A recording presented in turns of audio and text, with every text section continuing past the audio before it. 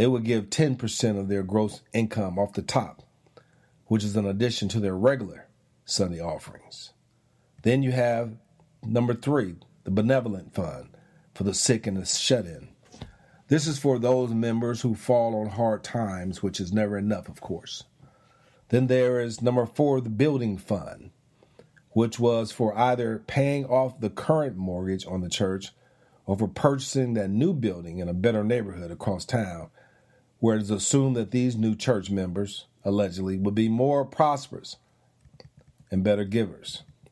However, when moving to a new neighborhood, which was never evangelized, by the way, so after relocating the church for an improper purpose and over the years, the new church began to dwindle because the faithful who drove across town to the new church got tired of driving so far, became disenchanted, and or they began to age, and eventually they died off. The most amazing fact is that only a couple of the new churchgoers actually lived in the community surrounding the church.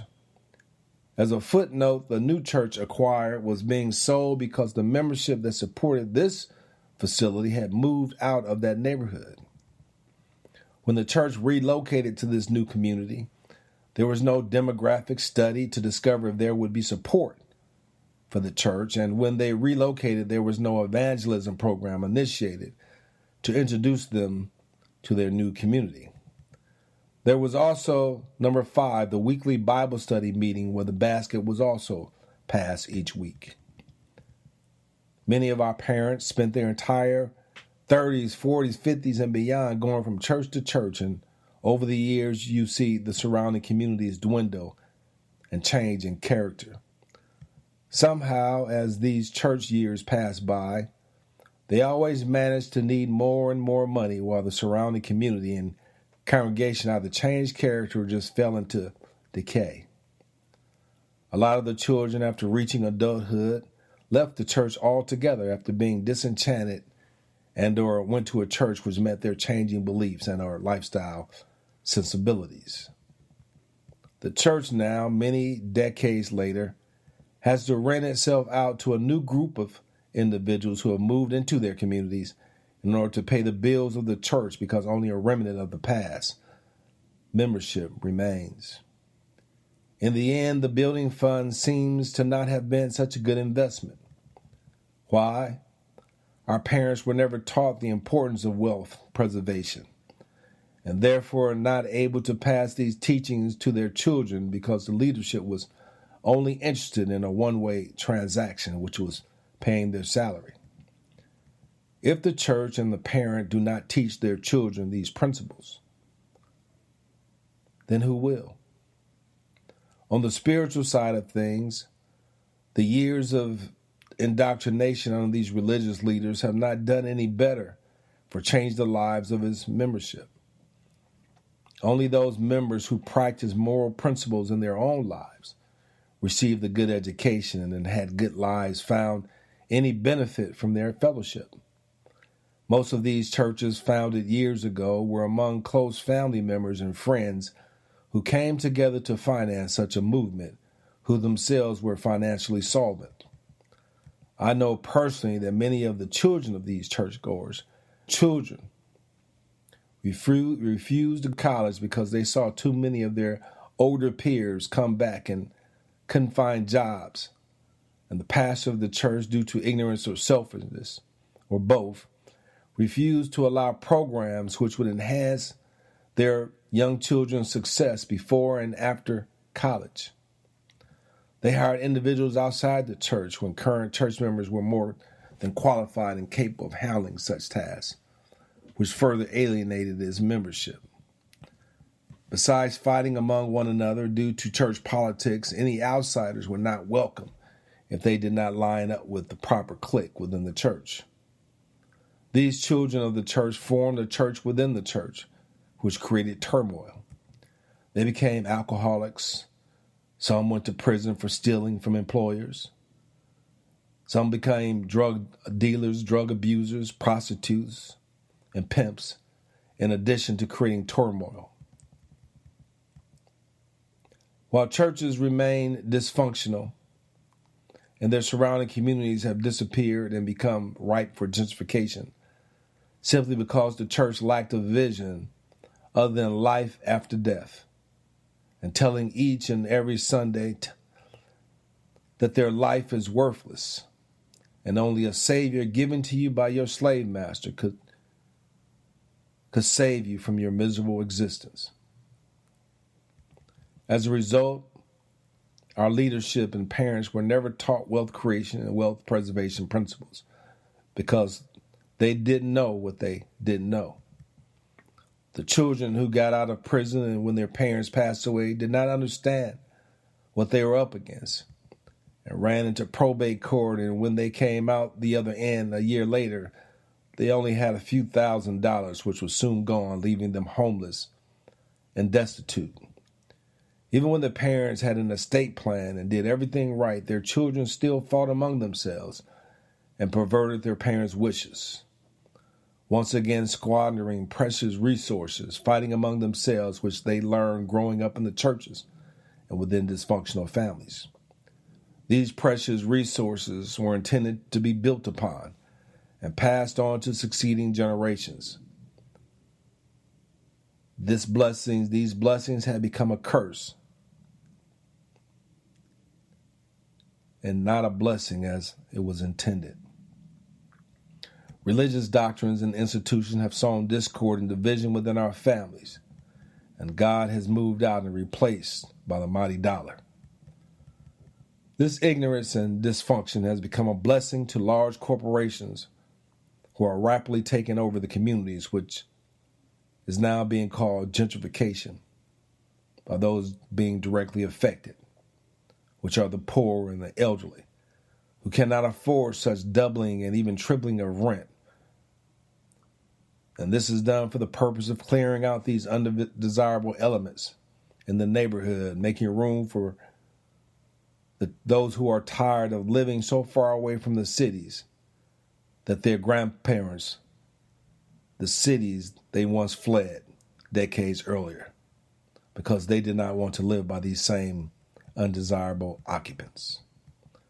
As a result, there is no community left to support many of the churches across the country that our parents have built, with the many building funds over their lifetime being led by a leadership that only cared about their own financial gain.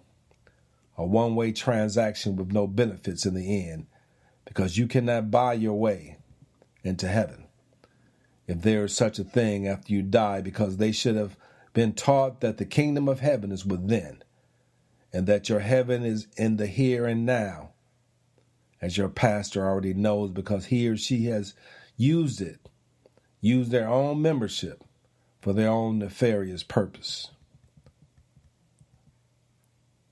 This is our national emergency. This is an urgent matter. How do we close this vicious chapter and gain control over our own life, that of our children, family, and friends? The big challenge is this. Are you willing to invest the time to improve your own personal growth and professional development?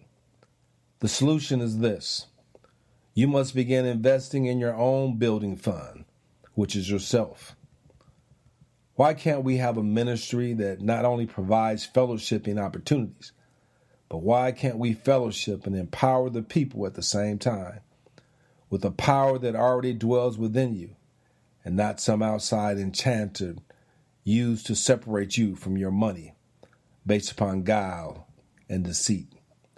In the scriptures in Job 5, God warns us to be aware of the crafty and tells us that he will disappoint the devices of the crafty, so that their hands and mouth cannot perform their enterprise in their craftiness.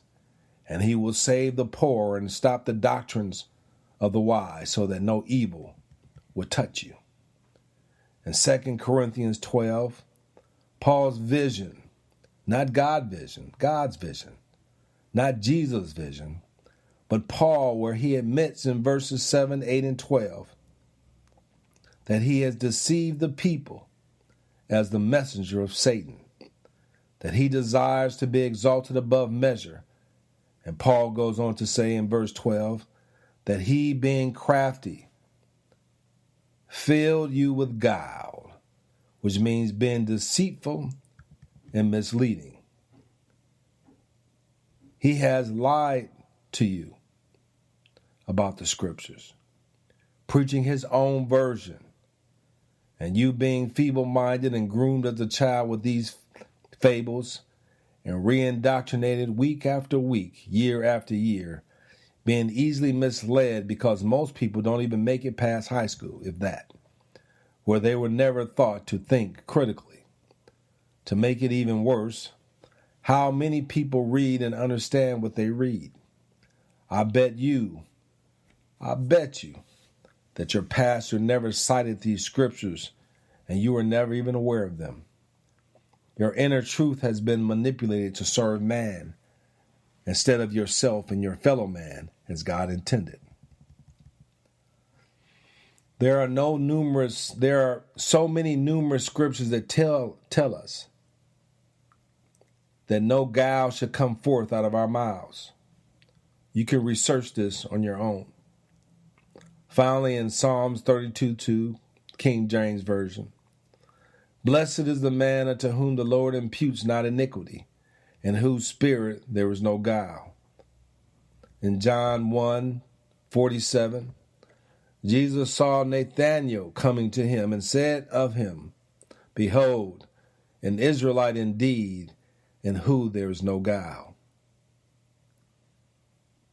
In 2 Corinthians 12:16, King James Version, Paul said, but be it so, I did not burden you. Nevertheless, being crafty, I caught you with guile. End of story.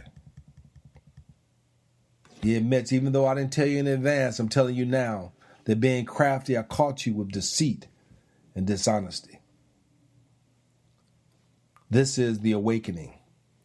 A lot of people turn their backs on the original King James Version and turn to over 3,000 new interpretations of the Bible. Why so many reinterpretations? Because once they started reading what the Bible actually says, they needed to rewrite it so the feeble-minded and those still in a childlike state would never ever discover the truth and the deception. God told us, as mentioned earlier, that he will protect you from these wise deceivers. Why can't we experience a true relationship with the Most High, which dwells within us and among us, and also empower the people to live an abundant life by teaching them how to compete and grow within a competitive society that has a history of oppression against its black citizens? How can we as a people grow and prosper unless God sends someone to teach and train us to do so? Each one teach one is the new rule of law, reaching back and pulling up those left behind, and the leadership within our community should stop running roadblocks and failing to develop the talent within his own flock because his or her ministry is a one-way transaction, which is defined as pimping, by way of misleading and deceiving the people. There is no succession planning in the church, nor in the home, which is the second major reason why the churches are empty and rapidly becoming an obsolete institution within the black community, because we don't use this opportunity to strengthen and build our communities. Our church is intentionally misleading its membership because they all go through these seminary schools, and they are all running the same play out the same playbook, which is designed to make sure the people do not have the mental capacity to evolve. And they make sure that they have no vision. Since the end of slavery and the beginning of the black church, the scriptures also tell us that where there is no vision, the people will perish. The only vision of the church is increasing the number of tithers and keeping the people asleep. The preachers get together and boast about how many tithers they have, which is steadily dwindling. We were taught the same Bible stories from preschool to the grave, and heard the same sermons about the importance